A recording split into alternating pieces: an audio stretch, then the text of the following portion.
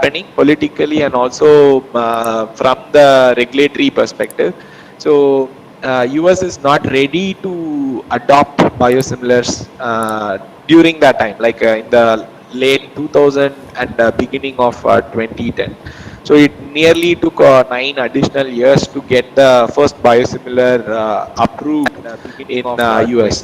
So this thing Zarxio is the brand name for this filgastrum granulocyte colony stimulating factor. Right now, in the past 5 years, they were able to get 32% market share compared to the other biosimilars. So it is a reasonably good amount of market share, but still it took them 5 years to achieve that. So this is one other thing which I want to emphasize, that Europe has this open mind frame, because that is one other reason why probably the healthcare system is better in Europe compared to US, because they have this open mind, and they were adopting to the biosimilars in Europe, whereas in US it is very slow. It is happening, but it is very slow. Right now, just this filgrastim biosimilar is the first set of biosimilars that entered the market. There are multiple players, but still in US the filgrastim, even though the originator molecule is expensive, the US physicians are prescribing the originator molecule compared to the biosimilar. They have their own reason. They think the originator molecule is more effective compared to the biosimilar, or they think the cheaper stuff is not working, or it is not very effective. So they have that kind of a mind frame, which is been changing, but it is happening very slowly in comparison to Europe. So just to give you a rough idea of the price difference, so Neupogen is the filgrastim, the granulocyte colony stimulating factor. The originator molecule, the biologic, cost $531, whereas the Zarxio, the Sandoz one, cost close to $440. Whereas there are multiple biosimilars, and you can clearly see the last one. They were able to give the molecule for $350.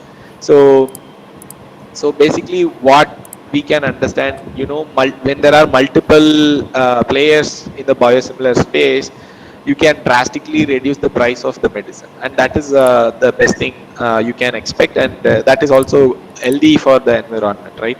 So just to add few more points from the Neupogen, filgrastim is it's a human granulocyte colony stimulating factor. It is being used to treat neutropenia. Neutropenia is when your body is producing only a few neutrophils.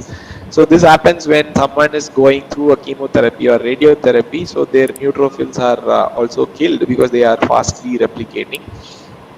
So for that reason, Neupogen is given as a additional treatment along with whatever cancer therapy or radiotherapy the cancer patient has to go through. So this is a very, very important molecule to keep in mind. So the opportunities in the biosimilar market. So right now it is a 10 plus $1 billion, and there is a 24-25% cumulative annual growth rate expected in the next 5 years. So it is expected to reach close to 35 plus $1 billion. Um, so yeah, and then so nearly all the countries are getting looking over this biosimilar things. So there is in Korea, Samsung has entered the market. So Samsung has a company called Samsung Bioepis. They are producing biosimilars, and even China is trying to get into the biosimilar business. So with respect to India, we have enough number of players already.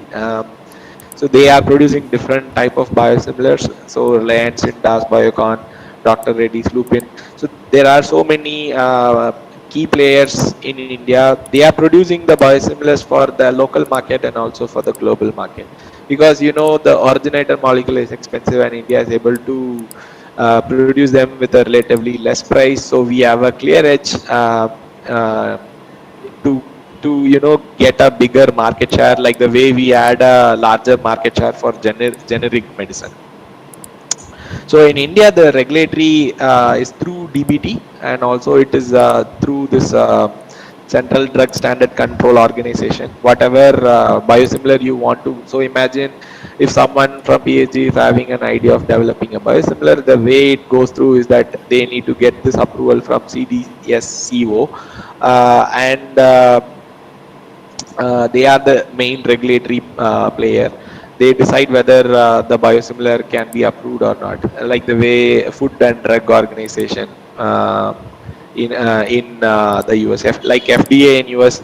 In India, this is the one, and India, for so far it is better than US.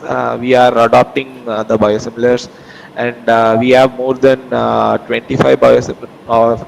We have more than 50 biopharma products in the market.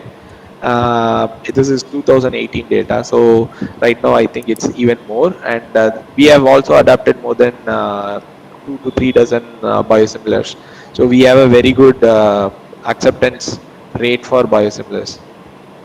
So yeah, I had this slide, but I don't know if I should explain, but I'll just keep it quick. And I have a very interesting story at the end also.